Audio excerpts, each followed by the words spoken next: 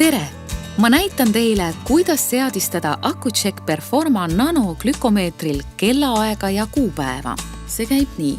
Kui glükomeeter on sisse lülitatud, vajutage on-off sisse-välja nuppu ja hoidke seda all 4 sekundit ning seejärel laske nupp lahti.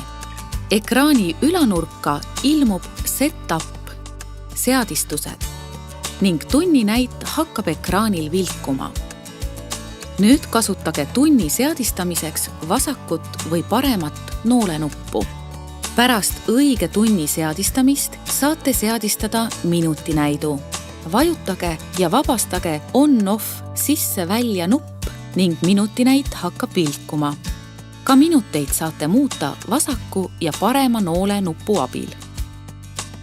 Samamoodi saate seadistada kuupäeva, kuu ja aasta, vajutades järgmise elemendi juurde liikumiseks on-off sisse-välja nuppu. Nüüd olete kellaaja ja kuupäeva seadistanud. Siis võite samal viisil jätkata muude valikute seadistamisega. Näiteks piipari sisse- ja välja lülitamine, söögikorrajärgse testi meeldetuletused ning alarmid.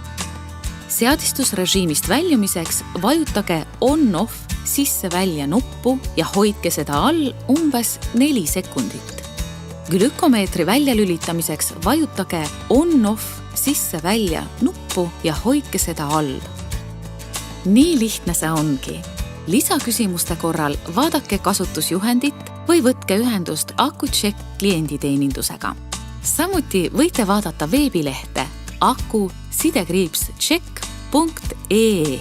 Täname, et valisite Accu-Chek Performa Nano veresuhkru jälgimise süsteemi.